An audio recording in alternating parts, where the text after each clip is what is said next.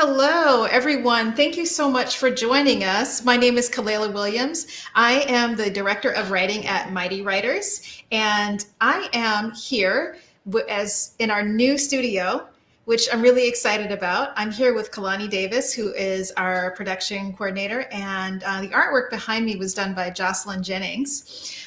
So this is Mighty Writers, a new series, as I mentioned, and each month we'll be talking to artists, academics, authors, anyone who we feel can inspire our young mighty writers and the greater community. So tonight, with a promising week of our country embracing a new presidential administration and the nation's first African American and Asian American vice president, I'm really excited to introduce Dr. Nadia Brown, who's an author and a political scientist. She is a professor at Purdue University in Indiana, and she received her BA from Howard University and went on to receive her PhD from Rutgers University. Again, I mentioned she's an associate professor at Purdue, but in July, she will be joining the faculty at Georgetown University as the director of the Women's and Gender Studies Center. And her research focuses on Black women in politics and the role of gender in politics.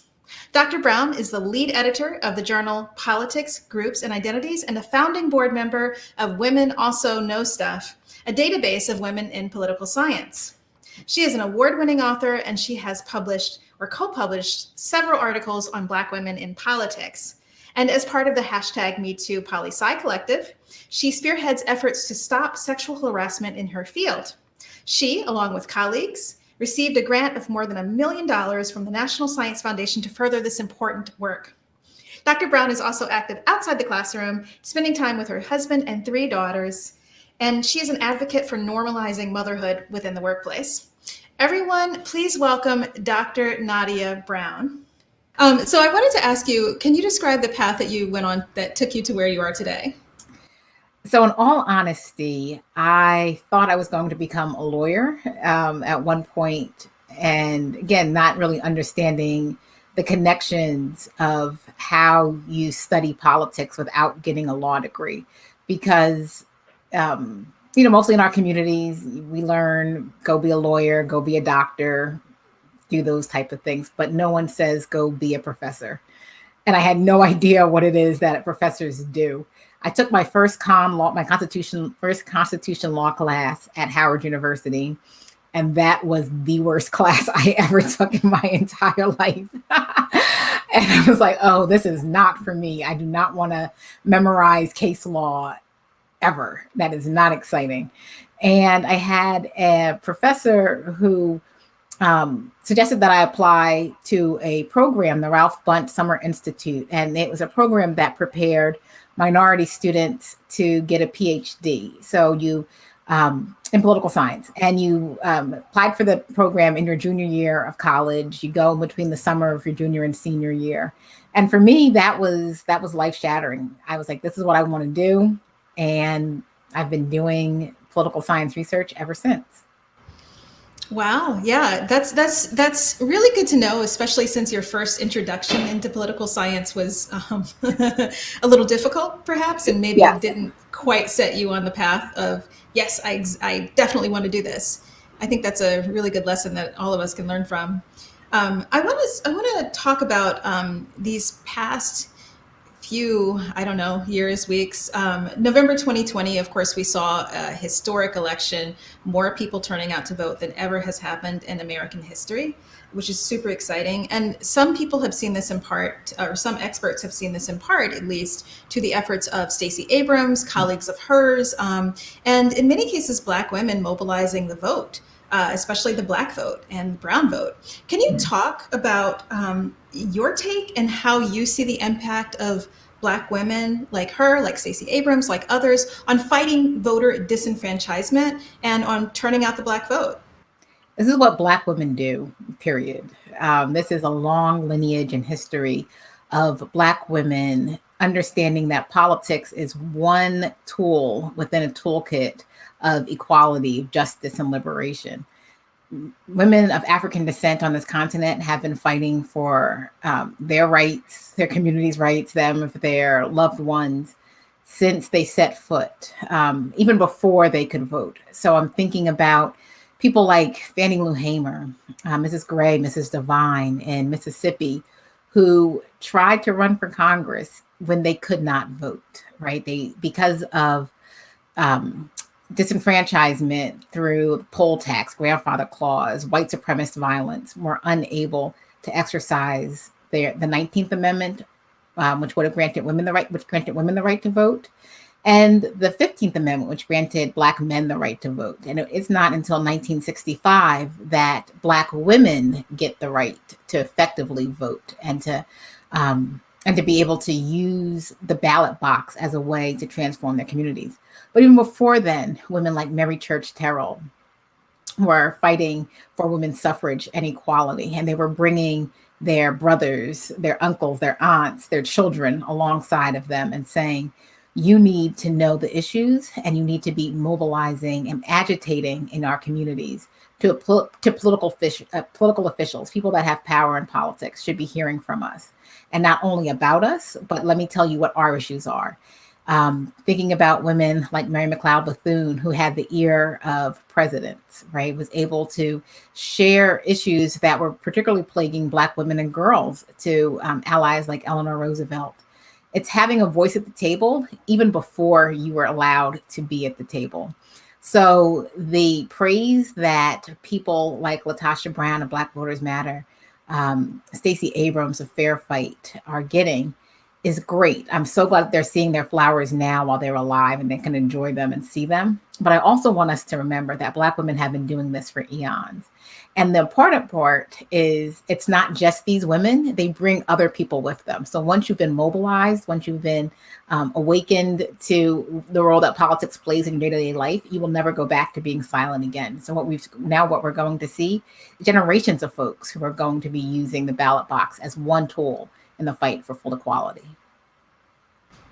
Thank you. And I think it's especially important because, of course, 2020 also saw the anniversary of the amendment that brought women's suffrage. And when I learned about women's suffrage in school, I always learned about white women. I didn't learn names of Black women who were fighting. I mean, even names like Harriet Tubman, who names I knew from racial equality, I didn't know their feelings about women's rights to vote, and I certainly didn't know that the suffrage movement excluded Black women. So I think it's really crucial to look at history in a more inclusive lens. So I appreciate that. Oh yeah, of course. And I'm the same here. I started doing this research and was like, oh, connecting the dots, right? Anna Julia Cooper was doing this and that. Ida B. Wells, not also known for lynching, but also for creating the Alpha Suffrage Club in Chicago. Like these are the things that like these women were doing all of the things because it had to get done. But also, right, that how history gives us this linear view, and it's not. It's messy. It's complicated. And if you have this much more nuanced view of history, some of our heroes aren't heroes anymore. And it's really troubling for certain populations to learn that their heroes like Elizabeth Cady Stanton or Susan B. Anthony were racist. And they said and did some pretty horrific things to Black women who were fighting alongside them at one point for racial and women's equality. And then later on switched up and had a different strategy and tried to pursue a white supremacist strategy to bring white Southern women along for the suffrage movement. So history is complicated, and I'm sure when we look back on the 2020 election, we'll see some of these cleavages. But right now, thank God, it is a time to celebrate and give the flowers to women like Stacey Abrams. Yeah, it's true. History is complicated, and I think it's more interesting when we embrace its complications. That's exactly. How I feel, at least.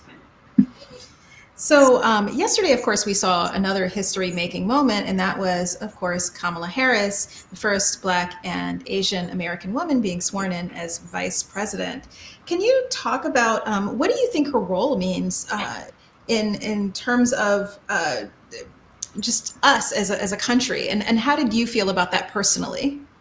Sure. So Kamala Harris represents possibilities. She is an historic first in so many ways, right? At the top of the segment you mentioned, right, the first South Indian, first Black woman to be the vice president, the second in command. but she's also the first graduate of historically Black college and university. She's also the first person that has membership in a Divine Nine organization, one of the historic Black fraternities or sororities. And so she brings a richness of her culture, of her linkages to people that usually don't have access to power. And so she brings all of that with her and gives people a new understanding of what power is and who should be in power and what power might look like if it's more diverse and inclusive. As a graduate of Howard University, as you mentioned earlier, thankfully I didn't receive this, but some people in my network at Howard later would share with me that they were advised not to go to an HBCU. They were told that this doesn't apply to their real world. And why do this? And now you see that the people who are leading America in politics have largely come from HBCUs. Reverend Warnock, Keisha Lance Bottoms, Stacey Abrams, all the names of folks that we are calling today are proud HBCU graduates, and several have ties to have ties to this Divine Nine. So these are organizations and structures that have built up and continue to build up Black people. So I'm thrilled. I'm proud to the core. Yesterday, I just took my pearls off, but I'm proud to the core to be a graduate of Howard and to be a member of Delta Sigma Theta for what this represents. But also, I'm just beyond thrilled for the possibilities that this opens up for young girls and boys who will now rethink who needs to be in power and what their presence might bring, and the absence of their presence might also bring, right? So they need to get out and run for politics. Yeah, I thought it was just really uplifting seeing people in their pearls, seeing sorority sisters who are just really excited about what this means to the idea of sisterhood. And I think you encapsulated that really well. Oh, thank you. So I also want to talk about maybe some darker times in the of course, yesterday was such a day of promise, and it was, I heard from so many people, including myself, who might have cried a few times yesterday, maybe once, maybe twice, maybe even 3 times,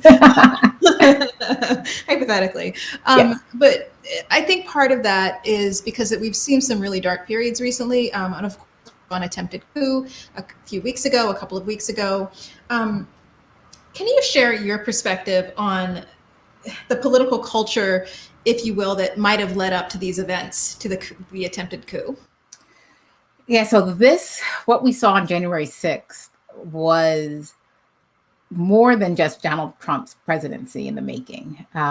This was not built over 4 years of enabling a white supremacist president to stoke the fears of racial animus among white Americans. But in actuality, this was the undoing of democratic norms and institutions over the past 30 years. So getting to a point where Americans question basic facts and truths, the eroding away of our trust in the media, and thinking that politicians share different facts as opposed to different policy solutions or different angles or perspectives on how to better America, that's one thing, right? But outright making up falsehoods is another. Again, white supremacy is part and parcel of the American democratic project. We have never been a multiracial democracy. And unfortunately, I don't think we will be one. What is most disheartening, but expected, is this claim to, by talking about white supremacy and racism and the role of misinformation as being antecessary to unity, is really troubling. And we can't heal if we don't talk about things, right? If you continue to cover up problems anywhere, right, with any relationship that you would have with friends, with loved ones, and act as if nothing happened and just move on, that relationship will fall apart, right? Because you haven't aired out and talked about the grievances, how both parties are feeling. And that's what we're having now in America, right? Republicans saw the insurrection and immediately 2 days later were calling for, let's not talk about this, right, anymore. Let's heal, let's unite the country. And that's not what's going to happen. And history has taught us so. So it's not that I, as a scholar of Black politics, am making this up to fit a particular perspective that falls in line with people that look like me. But looking back to Reconstruction era, this is what happened in the 1870s, 1880s, right? Where the United States attempted to hold former Confederates accountable. And it worked for the first couple of years. It was tenuous, right? But the 36th Congress, the Congress right after the Civil War ends, is the most productive Congress in history. And they've passed bills that you and I enjoy today. And what happens after Reconstruction ends, right, when the 1876 compromise is made, 1878 compromise is made, it's the breakdown of American society, right? White supremacy is allowed to reign unchecked in the South. Shadow governments are propped up. The Ku Klux Klan is allowed to wreak horror and terror through the land. And you see the rise of the carceral state, and many of the social ills that we deal with as a country stem from us not dealing with the heartache and the pain after the Civil War. And it would have been easy now in hindsight in 2021, telling people, you know what, if you just would have, talked this out and figured things out, in the 1880s, we wouldn't be here today. But I am scared that we will, if the country stands, we will be another 200 years turning around and saying the same thing. If you all just talked about what happened in the insurrection, held President Trump accountable, expelled the seditious and treacherous, treasonous members of Congress, and don't give them a platform. So that's talking to Cruz and to Hawley and the like. Not giving them platform means more than taking away their corporate sponsorship. It means more than saying that they need to be banned from Twitter. It's actually saying you need to amend for what you did, and you need to tell people the truth. I don't know if that's going to happen. And unfortunately, I'm not optimistic that this Republican Party, their leadership has it within them to hold their colleagues accountable. Right. And I think that's, to me, it looks like what we saw was we saw people being egged on. We saw people being told it's okay to, in some ways, it's okay to do this. It's okay to it's okay to invade the Capitol. It's okay to steal and take pictures of classified documents and take computers out of people's offices, and the ramifications of that are just enormous. Even thinking about, somebody could have implanted a device or whatnot. Right. I know, of course, it's been swept, but it astounds me. It astounds me that we have to worry about domestic terrorism so much. And I think, to me, it does bring us back to those days of the 1870s when, sure, there were Black men who were enjoying political freedoms that they had never enjoyed before. But at the same time, in backlash to that, you had these militia groups. You had these white racist militia groups. And I thank you for tying that history together. And imagine, this has been said directly when the insurrection happened, but imagine if these were BIPOC people, Black, Indigenous people of color, that stormed the Capitol building and demanded freedom, right? Which is what BIPOC people have been asking for.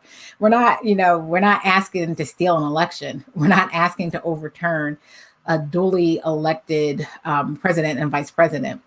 What people of marginalized backgrounds have asked for is that the American government lives up to the promises, lives up to the rhetoric, and that lives up to the way that white Americans enjoy freedom and equality and justice in this country.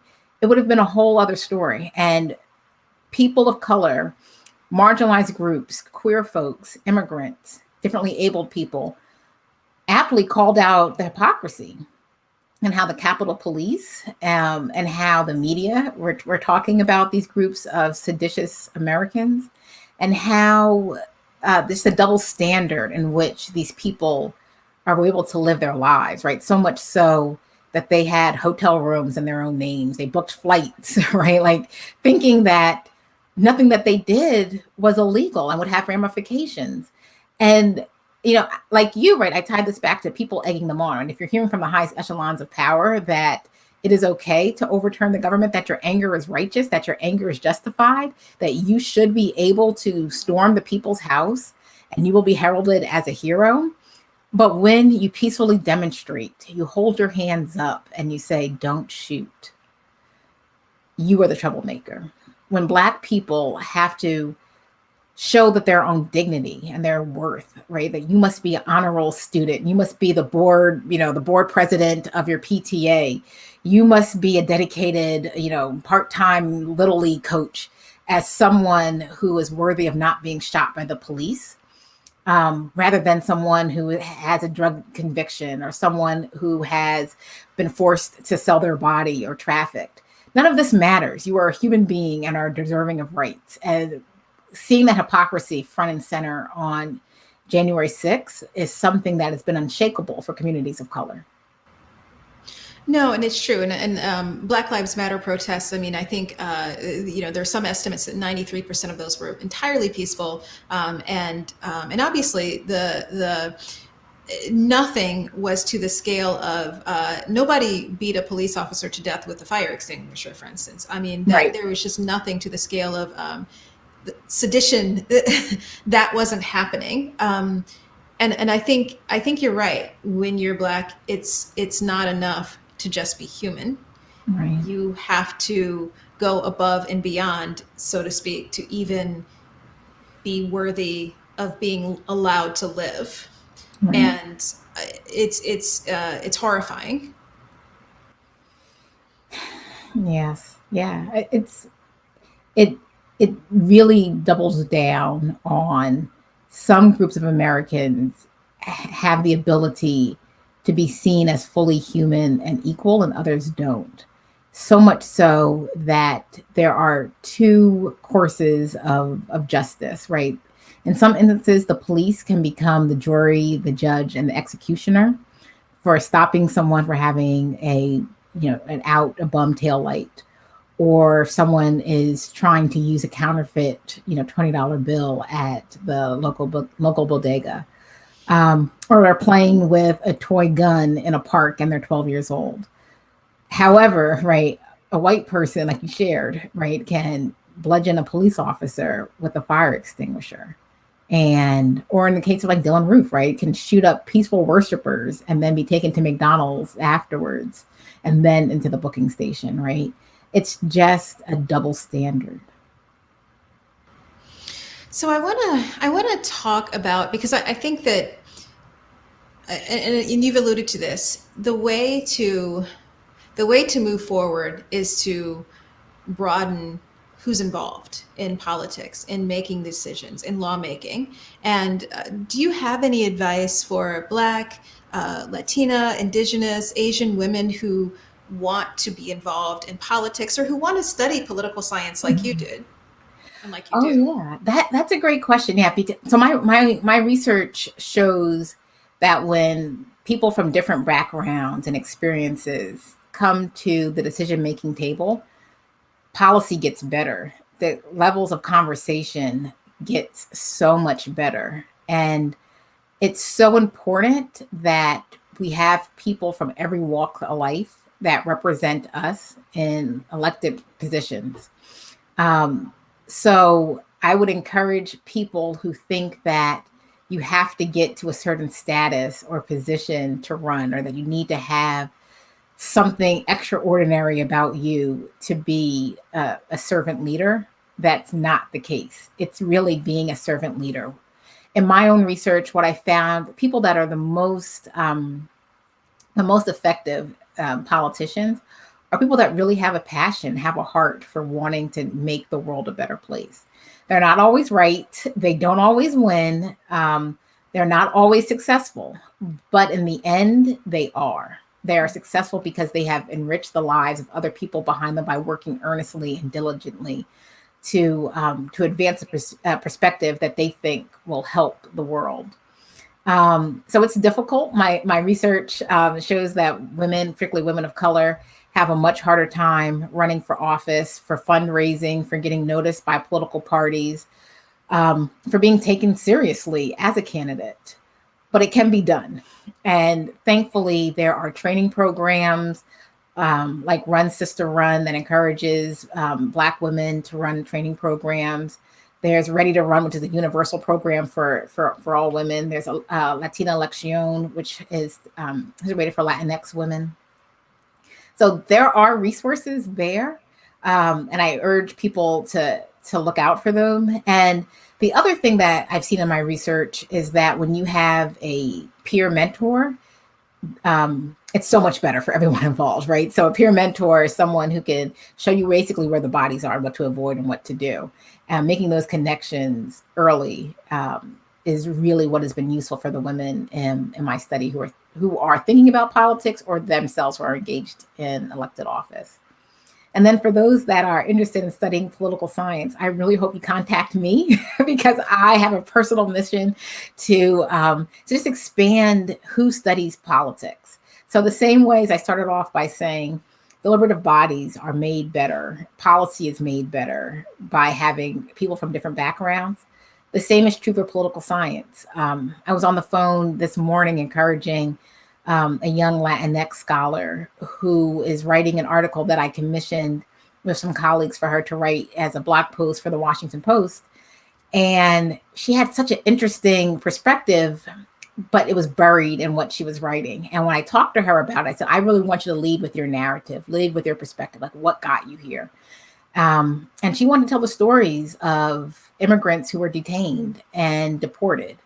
And she shared that was her own family's experience. And that's the thing that I want people to know, right? She's writing about Biden's executive order that is going to stop deportations, but it's from a much more personal level, right? We need those kind of stories. We need that kind of scholarship, not the scholarship that unfortunately wants to make correlations between, okay, if Biden signs his executive order, what will the vote share for Democrats look like in Latinx communities?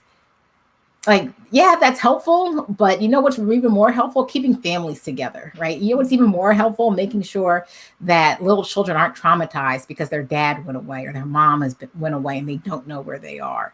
And so if your political science research is driven by your lived experience, that story that you want to tell, that's connected to policy, that's connected to politics, to how we know the world. And political science is the study of power, and marginalized communities have a different vantage point because we so often don't have power. And I want people to know that you have a voice in telling the story, and political science should be a venue for you to do this.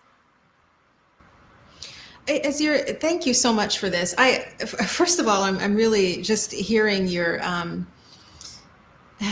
just the generosity of spirit that you're bringing to this, that it's not just me. I want other people, I want other women who look like me to do this. I want young women to reach out to me. I want to be available, and I want to be there to encourage people to do this. I think that's amazing. But I also think that it's important to realize that what Black women and what Latina women and what Indigenous women, what we're fighting for is it's for the greater good, right? So like, for instance, if poverty isn't such an obstacle, or if childcare isn't such an obstacle, I mean, that helps everybody, doesn't it? I mean, that helps men, that helps women, that helps everybody, right?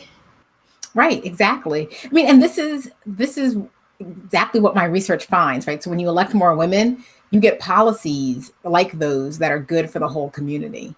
And you get different kind of questions that are asked, right? Like, so because of my lived experience, I will ask questions that are germane to people who came up in situations like mine. But so talking to this young scholar today, whose father was deported under the Obama administration, that's not my experience, right? So I did not think about the kind of traumatic the amounts of therapy that children would need whose parents were deported, right? That just wasn't on my mind, right? But then she is talking to me about, okay, so if the United States government is serious about making amends for these mass deportations, one of the things that has to be on the table is money for therapy for children, right, for this group of people, not just the children, right, but partners and the whole community, right, who are used to looking at one person, and now they're gone. And so these are the kind of things that, because of your own lived experiences, people bring to the table that will benefit everyone, and it's not just those that experience this. I mean, it's the same thing similarly, not the same thing, but it's similar to children who need support if their parents are incarcerated, right? Or their parents are dealing with drug addiction. If the United States is serious about a war on drugs, there has to be rehabilitation for families, right, that are dealing with families that have dealing with people that have been incarcerated. It's a much more holistic viewpoint, and it's what women bring to the table. Thank you for that. And I want to tell the audience too that if you have any thoughts or questions, feel free to chime in on the chat. I have a couple of questions too, because when we're talking about this holistic look at what people of different backgrounds bring to the table and what someone like you might bring to the table versus, say, a man who may not think of these things. Some of the work that you do with sexual harassment is fighting sexual harassment in your field. Can you talk about the importance of that? Yes. So in political science and in academia in general, bad actors are rewarded for publishing, for bringing in big grants, for doing all the metrics that looks nice and shiny. It doesn't matter if they treat people like crap. And in actuality, they are usually hiding in plain sight. And departments prioritize or really reward people who don't do good things. So, and that's a host of things. So what we found is that, if you're sexual harassing people, you're probably also bullying people. You're probably also like engaging in some other bad behaviors. And these usually go unchecked because this person is doing all of the things that make them attractive to the university, except, right, this kind of seen as personal behaviors. And what we're trying to do, my co-PIs and my co-principal investigators and I are trying to do, is to leverage our American Political Science Association, our national association, to really play like an enforcer role, either using a carrot or a stick to get people to behave like civil human beings, right? So, and what I wanted to call attention to, or what got me interested in doing this Me Too work, was that I was sexually harassed on my first job. And the response when I told people was, oh yeah, that happens to all of us, and was just kind of brushed aside. And even when I told my partner, it was my boyfriend at the time. Now he's my husband. His response was, "Oh, well, just be strong, right? Like, just deal with it, or tell him off. You're a strong girl. Tell him off." And it's like, but this is my supervisor, right? This is my department chair. Like, it doesn't work this way. And feeling really isolated and alone, and recognizing that as a Black woman who was being sexually harassed by Black men who were trafficking within discussions of racial unity, and being at a majority white institution, that I needed to protect Black men, I need to protect Black people over my own interests. It took me a very long time to find my voice. And like Audre Lorde says, right, my silence is only protecting those that seek to do me harm, right, to my abuser. It's not doing me any good. And when Me Too became a big thing, right, we saw how, unfortunately, women of color were silenced because somehow, I think, we are seen as either being sexually lascivious or wanton, right? Like, how can you be sexually aggressive towards a group of people who are already seen as hypersexualized? Or we were seen as that tough, strong Black woman who can endure all things and should be able to endure all things. or we were seen as being unattractive, right? Who would ever want to sexually harass someone with, features that are outside of the Eurocentric beauty norms? And that's what happened in political science. One of my co-principal investigators blew the whistle on a very, very powerful person who sexually harassed her in graduate school and really set her career on a different trajectory. And people believed her, right? One, because this person was a serial sexual harasser, but also because she's a pretty white woman.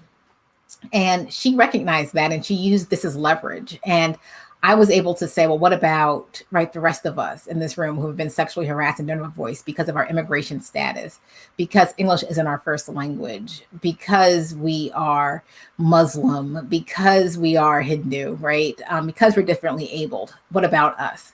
So this Me Too movement in political science, became an intersectional movement. So I'm so pleased that my co-PIs are a Latinx woman, a queer white woman, and this, again, really pretty white woman, and me. And we're the ones who are showing that sexual harassment happens not because of what you look like, because it's an abuse of power. And again, as political scientists who study power, we should be able to talk about this.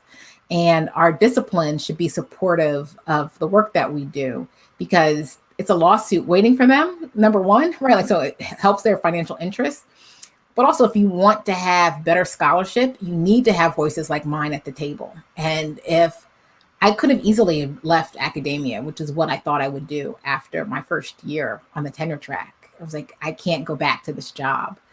And if I left, I think, and not, in the most humblest possible ways, the discipline will be worse off without my presence. And I know that for a fact. I feel that in my soul. You wouldn't have scholarship on Black women that's advancing a different narrative, one that says Black women have agency, if I didn't find my own agency and stand up and say, I'm going to stay in this discipline. I appreciate your sharing your experience. I think that's, so many of us have had similar experiences, but I think that that it's really difficult to share them sometimes, and we often don't get. It's a very thankless activity, sharing these experiences. And I think you touched on a few things that I feel are noteworthy. And one is that sometimes we have partners who love us and who support us, but who aren't in these shoes, and who really can't really be in these shoes. And so they don't quite understand. And I think that's why sisterhood is so important, which is, something that we've talked about. But I also think that the idea of interracial sexual harassment could be also difficult, because then of course you don't feel like you feel like it's different when I call this person out. It feels differently when I call this person out. So those are two things that you touched on that I felt were that stood out. Yeah, and I hope, and I can share this now. I'm at a stage in my career where it doesn't hurt me. It doesn't hurt me to talk about this, but also I'm in a stage in my personal life where it doesn't hurt me to talk about this either. But it took a toll. It took years of being, depressed. Like I was 96 pounds for a couple of, maybe a full semester, maybe, a little bit over. Like, I'm not supposed to be 96 pounds. Like a grown woman who was, anyway.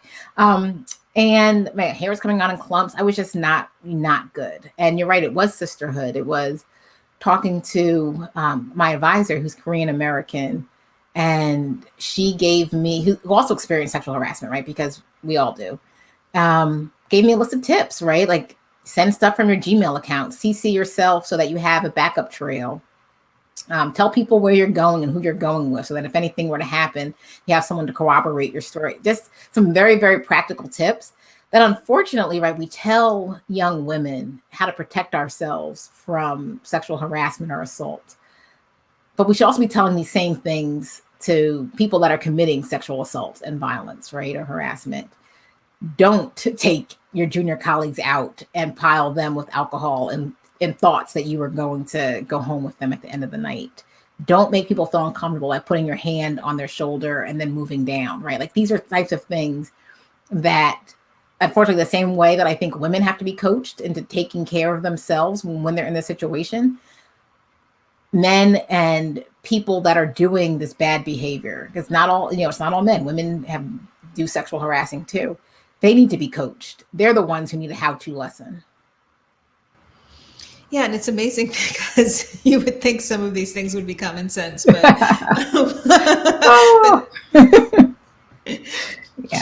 So I want to also talk about something that stood out to me when I read about you, and that was, and I'm speaking from the perspective, I actually don't have children, but when I see people, my mother and my sister, and people who oh gosh, just my friends, just this the idea of being a mother, and I say being a mother specifically because we all know that, of course, women bear the brunt of caretaking responsibilities, but you have done work to, or one of the things that you've tried to do is normalize motherhood, normalize the fact that you have kids, and you are a caretaker for your children. You can't just pretend they don't exist or lock them in a box. And I'm professional me, and now I Right. have kids, but I'm at home. How do you can you speak to that? Yeah, well, one of the things that I'm, personally grateful to you is allowing us to have this conversation at 7:30. So my kids go to bed at 7, um, and so making these small concessions mean a lot because I'm able to participate in things that I otherwise would not be able to do if I were, in the middle of trying to give baths and get pajamas on and do all those things. But also finding my own voice to ask and to say, you know what, maybe 7:30 will be better. Do you have flexibility on your behalf? But I also, I've nursed my kids, so they have to either be with me or I'm bringing my pump somewhere. And at first I was a little like, oh, how am I going to do this? And then I just said, no, I have to do this, right? This is not like my body literally has to do this and another human being has to eat. So let's make this work. And so I think after that realization, that very like intimate, like recognition, I